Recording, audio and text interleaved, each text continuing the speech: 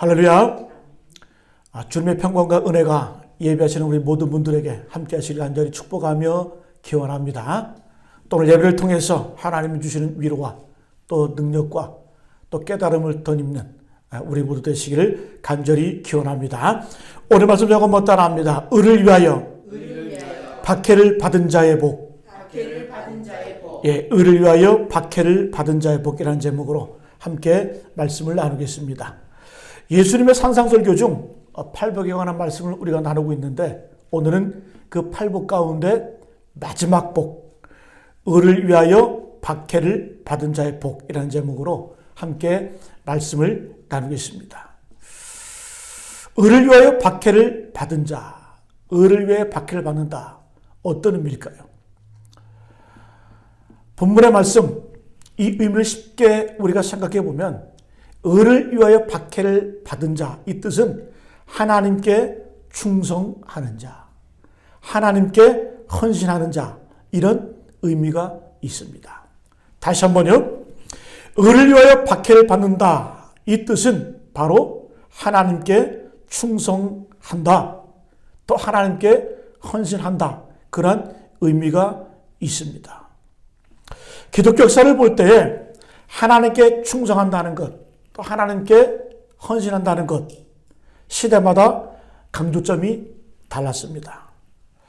우리가 초대교회로 올라가 보면, 우리가 초대교회를 말할 때 예수님 시대부터 시작해서 AD 한 500년경까지를 초대교회라고 이렇게 말을 합니다. 이 초대교회 시대에는 기독교가 이 로마 제국의 수많은 박해 가운데 있었습니다. 기독교가 핍박받고 또 고난받을 때에 이때 하나님께 충성한다, 하나님께 헌신한다는 그 의미는 어떤 의미였을까? 그것은 이름 그대로 순교한다는 의미였습니다. 그 당시에 예수님을 믿는다고 하는 것, 그리스도인이 된다고 하는 것은 바로 죽음을 상징하는 것이었고 순교를 상징하는 것이었습니다. 다시 말씀드리면 이 초대교회 때에 순교는 바로 하나님께 충성하고 하나님께 헌신한다는 그런 행동을 의미하는 것이었습니다. 그래서 여러분, 이 초대교회 당시에 교회 지도자가 된다고 하는 것, 어떤 의미일까요? 죽는 순서 정하는 거예요. 먼저 죽는 거예요. 초대교회 감독이 되고 또 교회 사도가 되고 지도자가 된다고 하는 것은 그만큼 헌신과 섬김과 또 죽음을 상징하는 그러한 의미가 있었습니다. 그러니까 초대교회 당시에 을을 위해서 박해를 받는다고 하는 의미는 바로 죽음과 순교를 의미했습니다. 이제 시대를 넘어서 중세시대로 넘어오면서 하나님께 충성한다, 하나님께 헌신한다, 그 의미는 어떤 의미가 있을까? AD 313년을 기점으로 해서 종교 자유가 허락이 되었습니다. 기독교가 로마의 종교로 공인이 되었습니다. 이제 더 이상 외적인 핍박과 고난이 없어요. 그러면 이런 시대 때 하나님께 충성하고 하나님께 헌신한다는 의미는 무엇일까? 특징적으로 수도 생활을 의미했습니다. 자유함이 있고 또 종교 자유가 있을 때에 수많은 사람들은 고향과 친척을 떠나서 사막으로 광야로 가서 수도원에 기거하면서 이웃과 이 세상을 위해서 기도하며 또 자신을 위해서는 성결의 삶을 살았습니다. 그걸 바로 하나님께 충성한다, 헌신한다는 의미로 생각을 했습니다. 그래서 이 수도사들은 자신들의 평안과 입신양명을 위해서 수도하는 것이 아니고 세상을 위한 중보자로서, 세상을 위한 중보자적인 위치에서 수도 생활을 하면서 기도를 했습니다. 그래서 그들은 믿음이 있었어요. 어떤 믿음이 있었냐? 그들은 자신을 위해서 사는 것이 아니라 우리의 자신의 기도를 통해서 세상의 평화가 유지가 되고 또 하나님이 이 땅에서 역사하시는 그런 의미로 중보자적인 역할을 한다는 의미에서 하나님께 헌신하고 충성을 했습니다. 자, 이제 중세시대를 넘어서 종교개혁시대를 거쳐가면서 근현대 시대를 넘어오면서 하나님께 충성한다, 헌신한다, 어떤 의미가 담겨 있을까요? 바로 선교적인 사명을 의미했습니다. 이때가 바로 이 기독교가 전 세계적으로 증거되고 확장되는 그러한 시기였습니다.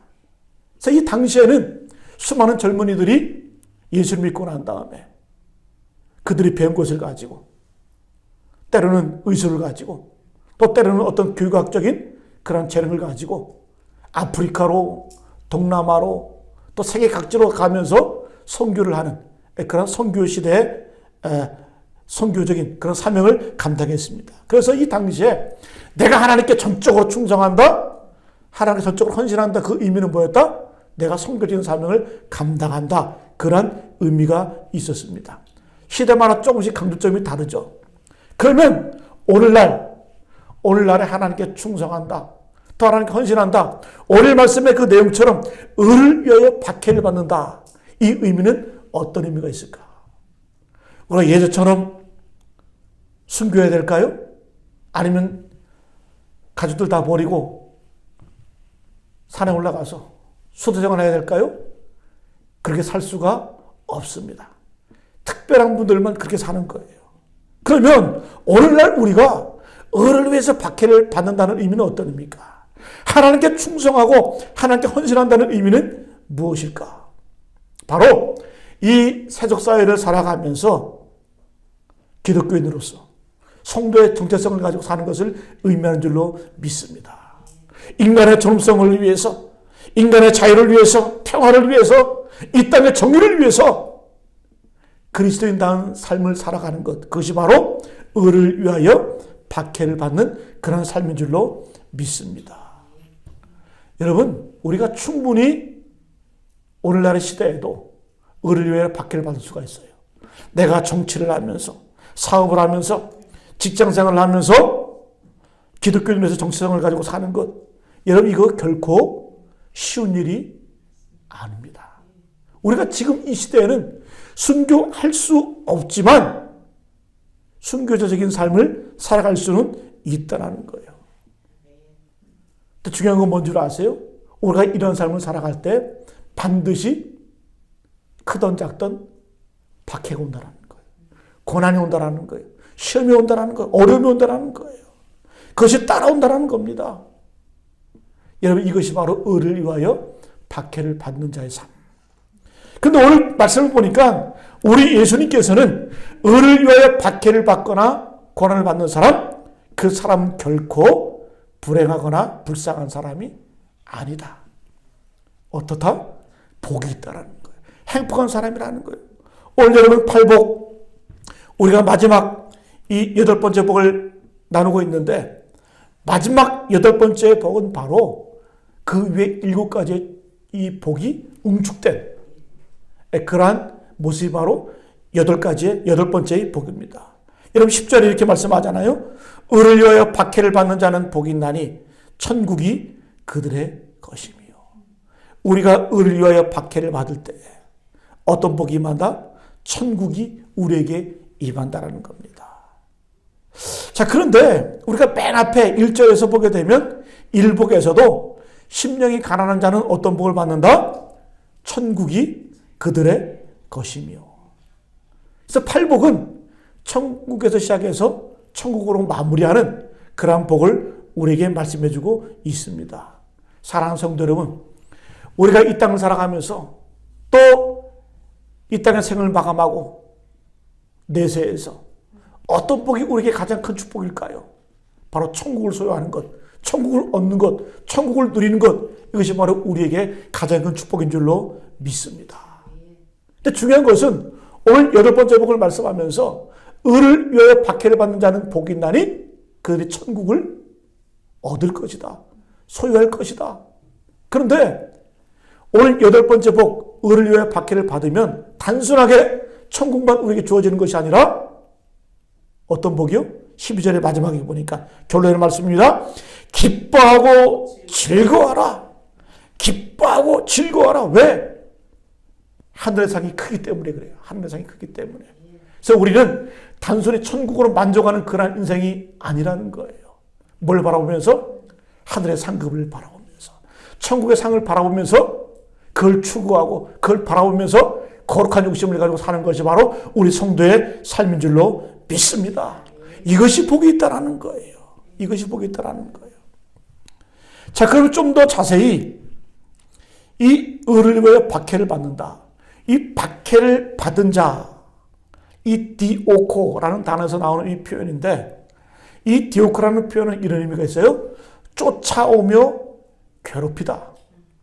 우리가 의롭게 살게 되면 이 세상에서 악한 자들이 우리를 쫓아오며 괴롭힌다라는 거예요. 히브리어 문법적으로 보게 되면 이 디오코라는 이 표현은 완료 분사 수동태예요. 완료 분사 수동태. 자, 좀 더 쉽게 말씀드리면 완료 분사는 뭡니까? 이전부터 지금까지 말하는 거예요. 이전부터 지금까지. 그래서 우리가 의롭게 살려고 한다면 지금뿐만 아니라 예전부터 지금까지 쭉 계속해서 고난과 박해를 받으면서 그 고난이 계속된다는 거예요. 한 번으로 끝나는 것이 아니라 또 이 수동태, 수동형이라는 의미는 어떤 의미냐? 이 고난이라고 하는 것은, 박해라고 하는 것은 내가 스스로 선택한 것이 아니라 내가 의롭게 살다 보면 외부적인 그런 힘에 의해서 내가 박해에 놓이게 된다는 거예요. 박해를 받는다는 겁니다. 이런 의미가 있습니다. 그래서 의를 위해서 박해를 받는다는 의미는 어떤 의미예요? 한 번으로 끝나는 게 아니에요. 과거부터 지금까지 현재까지 계속해서 고난을 받는 거예요. 그리고 그 고난은 어떤 내부적인 고난이 아니라 외적으로부터 오는 강압적인 그런 박해, 실질적인 고난을 상징을 합니다. 여러분, 오늘 예수님의 팔복 중 마지막 의를 위해 박해를 받은 자의 복, 이 말씀을 가지고 우리 삶을 다시 한번 점검하시고 천국 백성의 삶, 복된 삶을 다시 한번 회복하시는 저 여러분 되시기를 간절히 축복합니다. 자, 그럼 첫 번째로 우리가 당할 수 있는 박해, 우리가 받는 박해 고난은 어떤 종류가 있을까? 오늘 여러분 의를 위해 박해를 받는다. 이 의미는 바로 뭐라고 했어요? 아까 처음에 하나님께 충성한다. 하나님께 헌신한다. 그런 의미가 있다고 그랬죠. 그죠? 우리가 이렇게 살 때 박해를 받고 고난을 받게 됩니다. 자, 그럼 우리가 우선 우리가 이 땅을 살아가면서 우리가 당하는 박해, 고난에는 어떤 종류가 있을까? 여러분, 고난의 문제는 쉽지가 않아요. 고난의 문제는 참 어렵습니다. 그러나 성경 베드로전서 2장 19절로 20절 말씀에 보면 이 고난에 대해서 명료하게 우리에게 설명해 주고 있어요. 세 가지 고난의 특징이 있다는 거예요. 우리 베드로전서 2장 19절 20절 말씀 제가 읽어드리겠습니다. 부당하게 고난을 받아도 하나님을 생각함으로 슬픔을 참으면 이는 아름다우나 죄가 있어 매를 맞고 참으면 무슨 칭찬이 있으리요. 그러나 선을 행함으로 고난을 받고 참으면 이는 하나님 앞에 아름다우니라. 자, 이 말씀을 잘 생각해 보세요. 우리가 당하는 고난의 이유는 세 가지가 있다 그래요. 첫 번째는 부당하게 당하는 고난. 이런 고난을 애매한 고난이라고 말해요. 이유를 알 수가 없어요. 원인을 알 수가 없어요. 우리 그렇잖아요. 우리의 고난이 다 설명이 됩니까? 설명 안 되는 고난이 참 많아요. 오히려 더 많아. 이런 고난이 있다라는 거예요. 부당한 고난, 이유 없는 고난. 두 번째는 죄 때문에 오는 고난이 있어요. 죄가 있어 매를 맞고 참으면 무슨 칭찬이 있으리요. 우리가 반드시 죄가 있으면 고난이 있다라는 거예요. 여러분, 오해하시면 안 돼요. 모든 고난이 죄 때문이다? 이렇게 생각하시면 안 돼요. 우리 고난의 원인이 죄일 수는 있지만 그러나 오해하시면 안 된다는 거예요. 모든 고난은 죄 때문이다? 이렇게 하면 안 된다는 거예요. 이런 식으로 살면 어떤 사람이 고난을 당해요. 힘들어. 병이 들어. 그럼 어떻게 판단할까요? 저 사람 무슨 죄가 저렇게 많아서 저는 저렇게 힘들까? 그렇게 설명할 수 없다라는 거예요. 세 번째 어떤 고난이 있습니까? 선을 행함으로 고난을 받고 참으면 이는 하나님 앞에 아름답다. 세 번째 고난은 선을 행함으로 당하는 고난이 있다는 거예요. 오늘 말씀과 똑같습니다. 이 선을 행함으로 당하는 고난은 어떤 고난이다? 의를 위하여 박해를 받는 그 모습. 의를 위하여 고난당하는 모습을 말씀합니다. 자, 그러면 우리가 이 세 가지를 조금 더 자세하게 보게 되면 내가 죄를 짓고 나의 잘못 때문에 당하는 고난이 분명히 있습니다. 그렇죠? 성경은 뭐라고 말씀해요? 베드로 사도는 이런 고난은 의미가 없다는 거예요. 네? 이런 고난은 받지 말아야 된다는 거예요. 이런 고난은 의미 없는 고난. 네? 여러분 그런 분들 있잖아요. 사기를 치고 도둑질하고 남 해코지해가지고 감옥 가잖아요. 그죠? 제가 전에 말씀드린 처럼 제가 한번 면회를 한번 갔었거든요. 면회를 갔는데 이분이 사기를 쳤어요. 그리고 감옥 생활을 하는 거예요. 제가 면회를 가서 이 대화를 가는데 그분이 그런 얘기를 하더라고요. 목사님, 저는 이 감옥 생활, 이 감방에서 생활하는 걸 십자가로 생각을 합니다. 속으로 어떤 마음이 드냐? 아니, 지가 사기쳐서 지가 감방에 들어가서 죄값을 치는 게 무슨 그게 십자가냐? 그게 무슨 고난이냐? 그 죄값 받는 거예요. 고난이 아니라. 예? 죄를 달게 받는 거예요. 네 죄를 달게 받아라. 이렇게 말을 하다가 그렇게 말을 못하고 여러분 이것은 분명한 오해예요. 우리는 착각을 해요. 자기가 잘못하고 자기가 범죄해놓고 그걸 고난이라고 생각을 해요. 그거를 십자가로 생각해요. 그 십자가에 대한 모욕입니다. 모욕이에요. 예? 여러분 욕을 먹는 것과 박해받는 것을 착각을 해요. 그렇잖아요? 여러분 욕 먹는 것과 박해받는 것은 다른 거예요. 내 성격이 뭐가 나서 속된 말로 내 성격이 지뢰 같아서 왕따가 되고 따돌림 당해. 그건 십자가가 아니에요.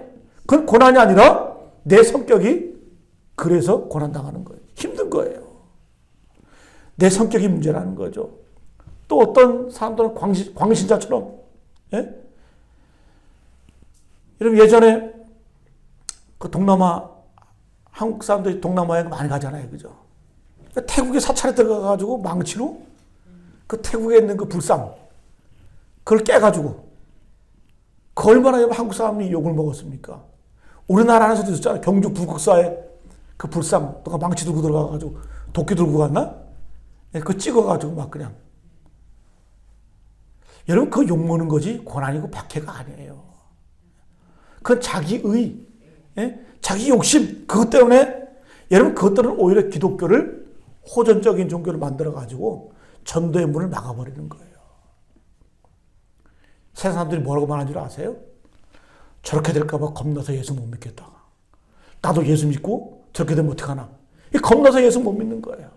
그러니까 우리가 박해라는 것과 비난과는 구분할 줄 알아야 된다는 거죠. 여러분 성경은 분명히 말씀합니다. 나로 말미암아 11절 나로 말미암아 너희를 욕하고 박해하고 거짓으로 너희를 거슬려 모든 악한 말 할 때 너에게 복이 있다. 뭐가 복이라는 거예요? 나로 말미암아 예수님 때문에 예수 이름 때문에 예수 믿는 것 때문에 내가 고난받고 박해받는 것 이게 복된 거지 비난받는 것 그게 복이 아니라는 겁니다. 여러분 그래서 우리가 분명히 구분해야 돼요. 자기 의와 하나님의 의를 구분할 줄 알아야 돼요. 근데 우리 분명히 구분할 수 있는 게 그 이유가 뭐냐면 자기 의와 하나님의 의는 마음속에 종자가 달라요. 여러분 자기 의대로 사는 사람들은 늘 마음속에 두려움이 있어요. 불안감이 있어요. 조바심이 있어요. 편견이 있어요. 이 구분하는 방법이에요. 내 마음 가운데 내가 어떤 행동을 했을 때 이걸 정의롭다고 생각을 했어요. 근데 늘 마음 가운데 조바심이 있고 불안감이 있고 두려움이 있어? 또 그 마음 가운데 편견이 있어? 그건 하나님의 의가 아니에요. 하나님의 의는 뭐냐? 하나님의 의로 내가 행동을 했다고 한다면 반드시 그 가운데는 화평이 있고 긍휼이 있고 온유함이 있고 사랑이 흘러넘치게 되어 있다는 거예요. 그래서 우리가 잘 분별하셔야 돼요. 내가 어떤 행동을 했을 때 이것이 내가 과연 의로운 일인가? 하나님의 의인가? 내 마음이 알아. 내 마음이 알아. 내 마음과 내 조바심이 있고 두려움이 있고 불편함이 있고 이기적인 마음이 있다고 한다면 그것은 자기의. 그러나 내가 어떤 행동을 했어요. 마음에 기쁨이 흘러넘쳐. 사랑이 넘쳐. 온유함이 넘쳐. 그것은 뭐예요? 바로 하나님의 의라는 거예요. 두 번째는 부당하게 당하는 고난이 있어요. 부당하게 당하는. 애매한 고난이죠. 그죠? 이유 없는 고난이죠. 그죠? 내가 운전하고 가다가 내가 잘못도 안 했는데 옆 사람이 와서 들이받았어요. 이 고난은 부당한 고난 아니에요? 이유 없는 고난 아닙니까? 또 여러분, 예? 내가 옆집에서 불이 났는데 우리 집까지 다 타버렸어요. 그 내가 잘못한 거 아니잖아요. 그죠? 예전에 제가 신문을 보다가 뭐 이게 재밌는 일인지 아닌지 모르겠지만은 참 황당한 그런 기사를 한번 봤어요. 그 직원들이 회식을 많이 하잖아요. 그죠? 연말이나 연초에. 그 직원들이 이제 모여서 회식을 하다가 술을 많이 먹었나 봐요. 술을 많이 먹고 난 다음에 이제 여 직원이 술이 너무 취해가 집에 갈 수가 없는 거예요. 같이 또 술 취한 남자 직원들 둘이서 이 여직원을 집에 데려다 주려고 택시를 타고 집 앞까지 간 거예요. 집 앞까지 가가지고 택시에서 내린 다음에 집까지 갈 수가 없으니까 이 두 남자 직원이 친절하게도 이 여직원을 업고 가는 거예요. 그대로. 그 남자들이 술에 취했으니까 업고 가는 제대로 업고 가겠어요? 가다가 막 그냥 벽에 부딪히고 길에도 막 넘어지고. 근데 집에 가보니까 이 여인이 이 여직원이 아침에 일어나 보니까 뇌진탕을 입은 거예요. 뇌진탕을 입어가지고 이 부모가 소송을 걸었어요. 이 남자 직원들. 그래가지고 판결이 어떻게 나냐. 배상 1억 2천만 원 배상해라. 1억 2천만 원. 한 사람당 6천만 원.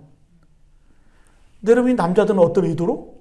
선한 의도로, 좋은 의도로 집에 바라다 주려고 걸을 수 없으니까 업어줘서 업고 집에까지 데려다 준 거예요. 의도는 좋았는데 결과는 고난이에요.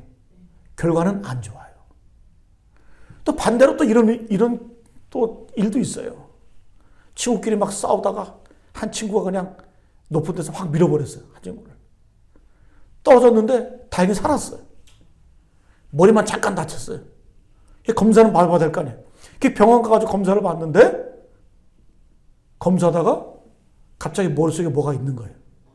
종양이 발견된 거예요. 오히려 전화위복이 되어서 모레 그 종양을 고쳤대요. 암을 고쳤대라는 거예요. 이건 뭐예요? 나쁜 의도로 확 밀어버렸는데 결과는 어떻게? 좋은 거잖아요. 우리가 여러분 이 고난이라는 걸 해석할 때 우리 인간이 이해할 수 없는 부분들이 많다라는 거예요. 이유 없는 고난, 원인을 알 수 없는 그런 일들이 참 많이 있다라는 거예요. 그런 고난 당할 때 어떻게 하라는 거예요? 참고 인내하고 견디면 오늘 성속으로 이끌어간다는 거예요. 오늘 여러분 베드로 전서 2장 19절 뭐라고 말씀해요? 부당하게 고난을 받아도 하나님을 생각함으로 슬픔을 참으면 이는 아름답다. 여러분 이유 없는 고난이 내게 다가와요. 아무 이유가 없어. 잘못한 것이 없어. 너무 힘들어. 너무 어려워. 그럼 어떡하라는 거예요? 십자가를 생각하시고 하나님을 생각하면서 참으면은 아름다운 일로 전화위복이 될 수 있다라는 거예요. 여러분 저는 요즘 아이들 병치레 하는 거 보면서 어떤 느낌이냐? 신기한 것은 뭐냐면 애들이 며칠 앓고 나면 확 커 있어요. 성장해 있어요.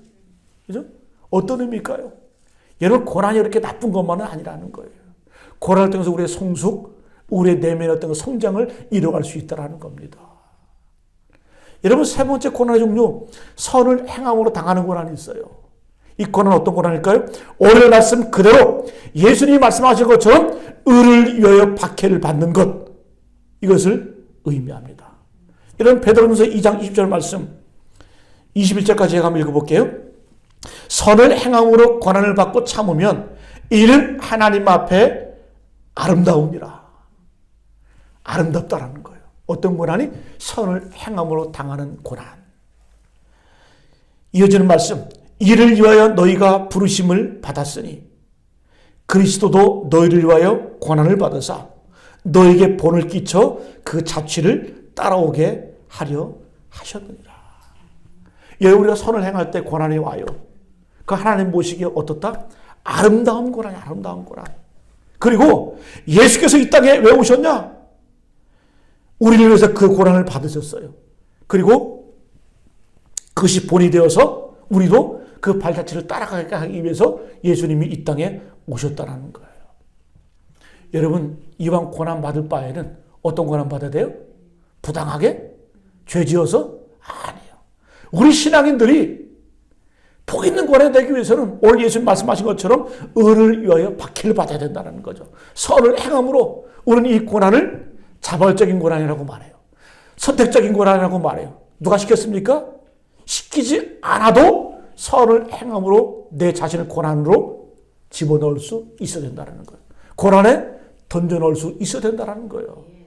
모름지기 그리스도인이라고 한다면, 신앙이라고 한다면 이런 고난을 자청해서 받을 수 있어야 된다는 겁니다. 여러분 그렇잖아요. 독립운동할 때 대부분이 기독교인들이었어요. 네? 만주 한번 가보세요. 용정 같은 용정 독립운동의 그 산실 아니에요? 그쪽에 다 대부분 다 기독교인들이었어요. 신앙인들이었어요. 신앙인들이 하나님의 의를 위해서, 하나님의 정의를 위해서 이한 목숨 버려서 재산 다 팔고 희생하면서, 여러분 누가 시켰습니까?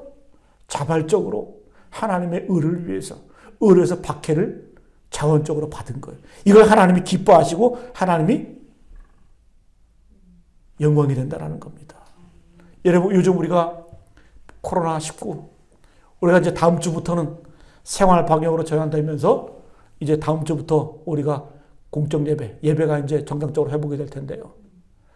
참 우리 교인들 자랑스러워요. 변함없이 영상 예배 드리면서 그 헌신, 그 섬김, 또 지난 우리 부활주일 보내면서 그 부활 헌금을 우리가 선교지를 위해서 또 어려운 교회들을 위해서 많이 도왔습니다. 얼마나 감사하고 복된 일인지 몰라요. 여러분 코로나19 처음에 터졌을 때 외국에서 우리 교민들 막 들어오잖아요. 그죠? 그때 어떤 지역에서는 농기계로 막 그냥 차로 막 막고 못 들어온다. 우리 지역에 못 들어온다. 그 어떤 분들은 어때요? 프랜카드 걸어가지고 우리 동네 오신 걸 환영합니다. 잘 쉬고 잘 회복하고 잘 치료받고 나가시기를 기도합니다. 네? 여러분 어떤 모습이 어떤 그런 성숙됨이 의를 위하여 고난받는 걸까요? 여러분 우리 지역에 오는 것 다 같은 한국 교민들 아니에요? 네? 다 우리 민족 아닙니까? 우리 백성들 아닙니까? 설사 다른 나라 사람들을 할지라도 내가 그런 분들을 위해서 우리 지역을 개방하고 시설을 열고 오히려 그것이 복이 있다는 거예요. 그게 복이 있다는 거예요. 그것이 바로 성도의 복이고 또 진짜 복받은 사람의 모습인 줄로 믿습니다. 많은 사람들이 피해서 도망가고 그렇게 할 때 어떤 분들은 차원에서 그 지역으로 내려가서 자원봉사하고 섬기고 희생하고 저는 그것이 바로 뭐다? 의를 위하여 박해를 받는 그 모습, 의를 위하여 고난받는 그 모습, 차원에서 자발적으로 선택해서 고난에 뛰어는 그 모습이 바로 하나님 앞에 아름다운 고난, 의를 위하여 박해를 받는 그런 모습인 줄로 믿습니다. 여러분 바로 성도들이라고 한다면 이런 성숙됨이 있어야 될 줄로 믿습니다. 여러분 베드로전서 4장 10절 말씀에 베드로 사도는 이렇게 선포합니다. 만일 그리스도인으로 고난을 받으면 부끄러워하지 말고 도리어 그 이름으로 하나님께 영광을 돌리라. 여러분 내가 그리스도로서 고난받을 때 어떡하라? 기뻐하라는 거예요. 부끄러워하지 하지 말라라는 거예요. 그리고 그 이름으로 하나님께 영광을 돌리라. 디모데후서 3장 12절 말씀. 무릇 그리스도 예수 안에서 경건하게 살고자 하는 자는 박해를 받으리라. 우리가 하나님의 뜻대로 하나님의 그 의도대로 살고자 하면 반드시 박해하겠다는 거예요. 그럼 어떻게 하라? 기뻐하라는 거예요. 여러분 오늘 주님도 뭐라고 말씀합니까? 나로 말미암아 너희를 욕하고 박해하고 거짓으로 너희를 거슬러 모든 악한 말을 할 때는 너희에게 복이 있나니. 진짜 복은 잘 먹고 잘 살고 오래 살고 권력을 누리는 이게 복이 아니라는 거예요. 내가 의를 위해서 박해를 받을 때에 우리에게 그것이 복이 된다는 거예요. 그러면서 주님 뭐라고 말씀합니까? 기뻐하고 즐거워하라. 하늘에서 너의 상이 큽니다. 너희 전에 있던 선자들 이같이 박해하였느니라. 여러분 기뻐하고 즐거워하시기를 간절히 축복합니다. 왜요? 우리는 천국을 소유했지만 그것으로 끝나는 인생이 아니라 천국에서 큰 상급, 큰 은혜가 주어지기 때문에 이것이 우리에게 기쁨이 되고 즐거움이 되는 줄로 믿습니다. 그래서 그리스도인으로서 의를 위해 산다고 하는 것은 생활 방식이 다른 거예요. 다른 가치관을 가지고 사는 거예요. 여러분 예전에 보니까 정부기관에서 시간의 수당 받기 위해서 그 일을 하다 보면 정규 그 시간, 노동시간, 그 이외 시간에는 시간의 수당이 있잖아요. 그죠? 그 시간의 수당 받기 위해서 기숙사에서 셀레파 질질 끄고 나와가지고 출근 도장에다가 도장 찍고 카드 대고 일하러 가는 게 아니라 다시 기숙사로 들어가서 잠자더라고. 근데 누군가 그걸 내부 고발을 했어요. 카메라로 다 찍어서 내부 고발을 했어요. 여러분 그런 부정한 일을 했을 때 기독교인이라고 하면 뭐 해야 돼요? 거부할 수 있어야 돼요. 네? 하지 말아야 돼요. 이순장군 만드는 것? 다른 사람들이 다 비리를 저지르고 다 네? 그런 일을 할 때 우리 신앙인들의 마음은 어떤 마음이 있어야 돼요? 이건 아닌데 이렇게 사서는 안 되는데 그런 갈등이 있어야 된다는 그런 고민이 있어야 된다는 그리고 여러분 구체적으로 내가 이렇게 살지 않겠다 선포하고 선언하면 왕따가 될 거예요. 무시당할 거예요. 따돌림을 당할 거예요. 그래서 주님 뭐라고 말씀해요? 그것이 복이다. 너희에게 복이 있을 것이다. 그래서 여러분 내가 세상을 살아가는데 어려움이 없다? 자극이 없다? 둘 중에 하나예요. 내 생활이 교회 안에 국한되어 있거나 아니면은 세상과 하늘나라의 가치관 사이에서 양다리를 거치고 사는 거예요. 편안해. 전혀 고난이 없어. 박해가 없어. 어려움이 없어. 내 삶을 다시 한번 점검해 봐야 된다는 거예요. 여러분 그리스도인이라고 한다면 세상을 향해서 아니다 외칠 수 있어야 될 줄로 믿습니다. 아닌 거는 아닌 거예요. 부당한 건 부당한 거예요.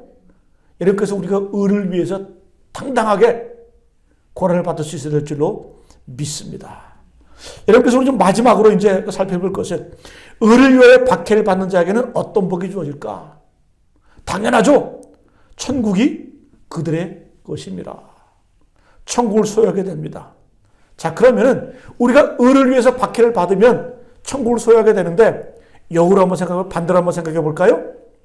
내가 천국 백성이라고 한다면 천국 시민이라고 한다면 뭐가 있어야 된다는 거예요?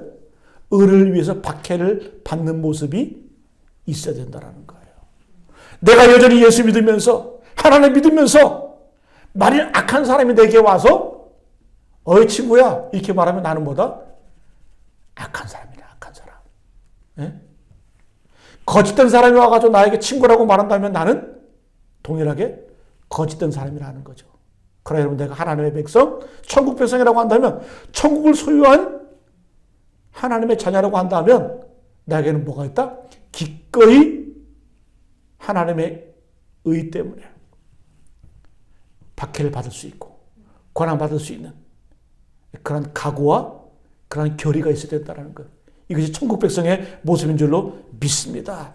이게 복이라는 거 이게 복. 여러분 예수님도 말씀하셨잖아요. 요한복음 15장 18절 말씀에 세상이 너희를 미워하면 너희보다 먼저 나를 미워한 줄을 알라. 너희가 세상에 속하였으면 세상이 자기의 것을 사랑할 것이나 너희가 세상에 속한 자가 아니요 도리어 내가 너희를 세상에서 택하였기 때문에 세상이 너희를 미워하느니라. 우리가 하나님께 속해 있으면 세상에 미움을 받을 수밖에 없어요. 왜? 예수님의 생각, 예수님의 그 마음, 예수님의 그 행동을 가지고 살기 때문에 당연히 어려움이 따라온다는 거예요. 두 번째, 우리가 이 의를 위해서 살게 될 때 어떤 복이 주어지냐? 첫 번째는 뭐라 했습니까? 천국이 우리에게 주어져요. 그리고 천국을 끝난 것이 아니라 큰 상급이 우리에게 주어집니다. 우리가 이런 욕심이 있어야 돼요. 사도 바울도 왜 그가 여러분 장가도 안 가고 그래 고난받으면서 자기 그 학문, 자기의 어떤 배경 그 모든 것도 다 버리고 수많은 위험을 겪어가면서 고난을 당하면서 왜 복음을 전했을까요? 욕심이죠. 어떤 욕심? 거룩한 욕심. 하늘의 상급을 바라면서 이제 이후로는 내게 의의 면류관 하늘의 상급이 예비되어 있다. 기쁨으로 죽음을 맞이하는 거예요. 기쁨으로 생을 마감할 수가 있는 거예요. 어떤 자에게? 의를 위하여 박해를 받아본 자가 이런 승리의 선포를 하게 되는 줄로 믿습니다. 또 한 가지 특징은 뭐냐? 우리가 의를 위해서 살게 되면 점점 강해져요. 점점 강해집니다. 예? 여러분, 그 박해 때문에 우리가 악에 빠지지 않아요. 그러면 어떤 현상이 나타나면 내가 점점 강해집니다. 싸울 수 있게 돼요. 하나님께 힘을 주셔가지고 그때 이길 수 있는 힘을 주신다는 거죠. 악으로부터 도전받아요. 그때 우리는 어떻게 해요? 내가 하나님의 의로 살아야지. 하나님께 주신 힘과 능력을 가지고 이길 수 있다는 거예요. 이 말은 뭡니까? 내가 하나님의 백성으로서 더 강해진다는 거예요. 이게 복인 줄로 믿습니다. 여러분, 성도는 어떤 삶을 살아야 돼요? 나약한 모습이 아니에요. 그냥 뭐 좌절하고 쓰러지는 그런 모습이 아니라 악이 우리에게 다가올 때, 핍박이 다가올 때, 고난이 다가올 때, 삶의 부조리가 우리를 향해 다가올 때 우리는 어떻게 해요? 더 강해지는 거예요. 더 의로워지는 거예요. 마침내 어떻게 해요? 세상을 바꾸는 힘이 우리에게 주어지게 되는 줄로 믿습니다. 여러분, 초대교회가 핍박을 받았잖아요. 교회가 없어졌습니까? 아니, 더 왕성해졌어요. 신앙인들이 더 숫자를 더해갑니다. 로마를 정복해버리고 마는 거예요. 그런 일화가 있잖아요. 그죠? 콘스탄티 대제가 그 기독교를 공인할 때 그도 처음에는 교회를 핍박했던 사람이에요. 교회를 국교로 인정하기 전에는. 핍박을 하다 보니까 신하들로 또 보고가 들어오는 거예요. 로마 안에 기독교인들이 너무 많아가지고 감옥을 수용할 수가 없습니다. 이 황제가 또 명령을 내리죠. 그리고 감옥을 더 지어가지고 다 잡아들여라. 그때 신하가 와서 뭐라고 얘기합니까? 당신의 어머니가 기독교인입니다. 이 로마 황제가 항복한 거예요. 야, 우리 어머니까지 기독교인이었구나. 항복해버린 거죠. 기독교를 공인해버린 거죠. 여러분, 뭘까요? 신앙인들은, 기독교는 고난이 올 때 역으로 그 고난 때문에, 그 핍박 때문에, 그 박해 때문에 세상을 뒤집어 놓는 거예요. 세상을 바꿔놓는 거예요. 이게 뭐다? 세상을 이기는 힘이라는 거죠.